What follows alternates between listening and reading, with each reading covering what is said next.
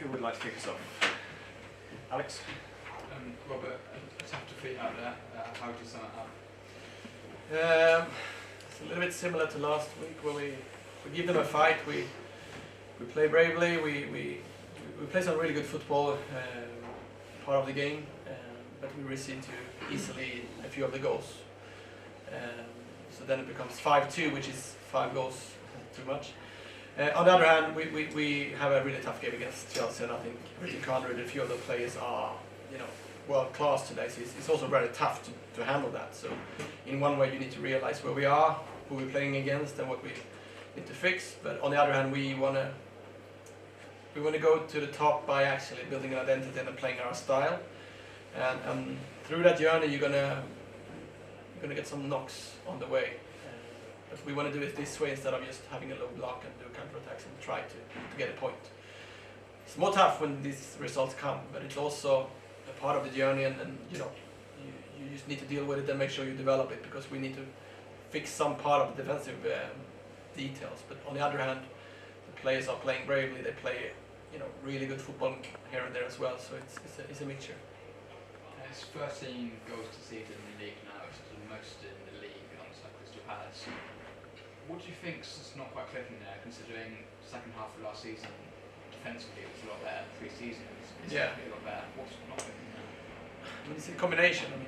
It's 3 penalties where we can be a little bit sharper. I'm not sure, I haven't seen it again, but how you use your body and how you handle everything, of course. And one is a very soft penalty, but there you have 3 goals.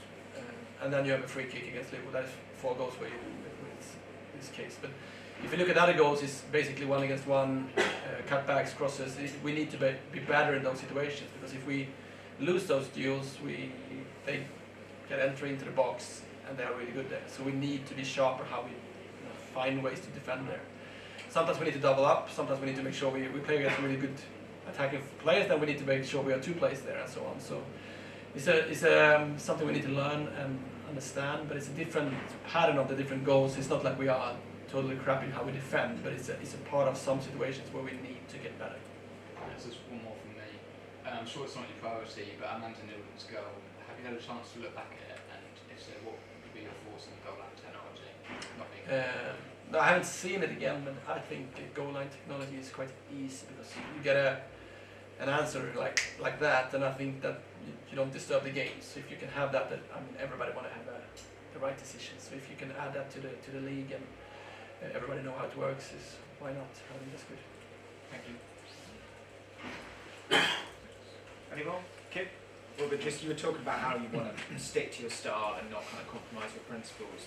There's obviously 4 games without a win in the league for Tottenham. Yeah. Would there become a point where you would have to compromise your principles if this streak of not winning goes on, or would you always kind of stick to them no matter what? It's not like we're not trying to win. We have a plan for winning, but you need to look at it in 2 ways. Yeah, you can be relegated and you don't want to be down there, so you need to get wins. But it's not like I think it's a much bigger chance that we win if we have played a really low block with 5-4-1 and do counter-attacks. But the journey through itself is to make sure we face of the game, we need to get better. This game, we were better than Man United in doubling up on the sides and disturb the rhythm, and sometimes we go kicks, but then we score in different ways this game, so we need to get better there as well. But of course you need to find wins, because that's what everything's about. But we're not trying to play fun football and hope we win. We have a game plan, how we're going to win, how we're going to score goals, but we give away too many chances. I think they have 7 shots on goal today and they score 5 goals, which is quite tough. And just finally from me, just to go back to the issue of not having goal line technology in the WSL, is that something that's kind of talked about at all amongst your team or amongst managers, or does it only come up when we have a scenario like we did tonight where it's very specifically would be useful? Yeah, normally I had a cup final in Sweden where we lost the overtime on a goal that wasn't in, but they thought it was in, but we didn't have the goal technology. When it happens, you always bring it up again, right? But I'm not sure how expensive it is, if it's possible and so on, but that's an easy technology that you can use to make sure you reduce mistakes, of course. Yeah. Thank you.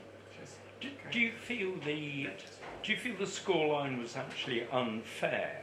Because you matched Chelsea pretty much stride for stride in the first half. In one way, it's never unfair when they score their goals and we don't score the goals. So I mean, they score 5 goals and some of them are really beautiful goals.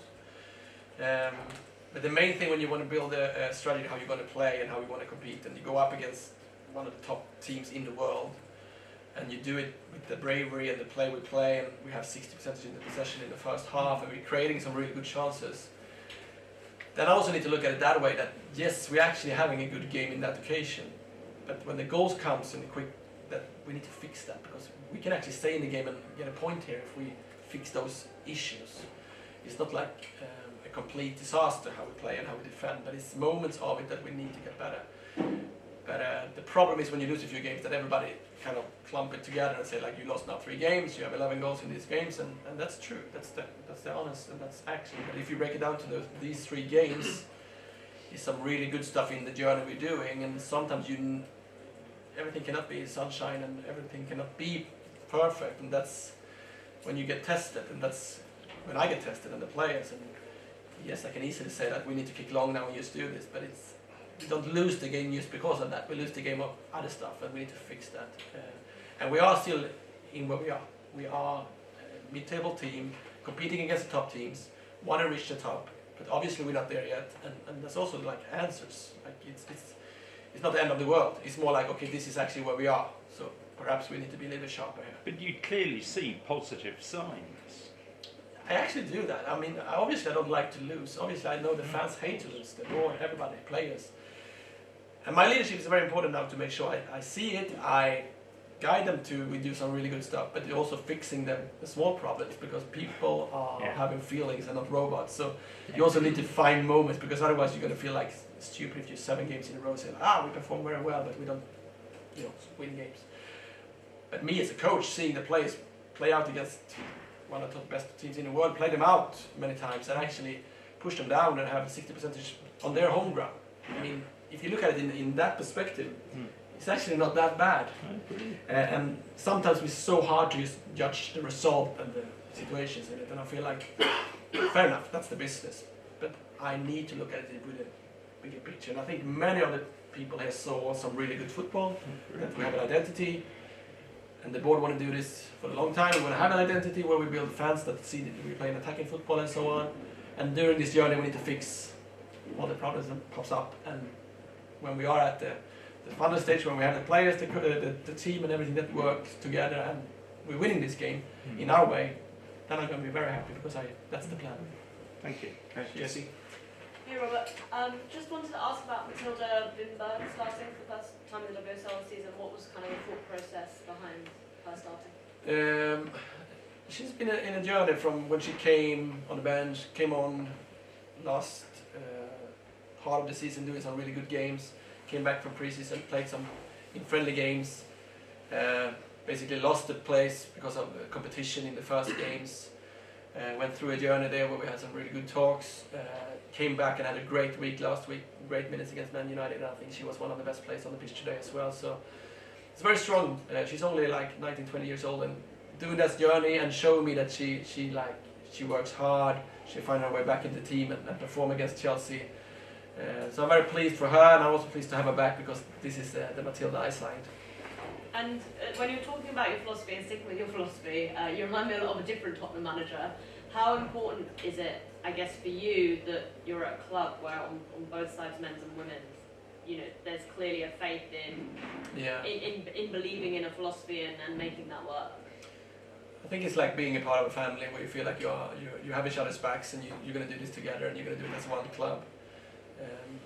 I know when you lose games that it's easy to go the other way around and try to just park the bus or try to find these points. But the good thing with this club is the identity they have and what they want to do, and they believe in it. Perhaps what we need to do, me and Ange, is to make sure we try to get there quick and make sure we can, make sure the fans is really happy with that. But you saw the men's game yesterday was an amazing game, and they scored these amazing goals. We could have had that game today, but it was still, once again, Chelsea away, and we tried to go for it, and I think the fans in one way appreciate that. And if they're not, then they just need to believe in what we're doing, because I think the players is showing some really bravery and daring to do, and I think just give them time, because it's going to be really good. Cheers. Okay, thank you guys, we'll leave it there. Cheers.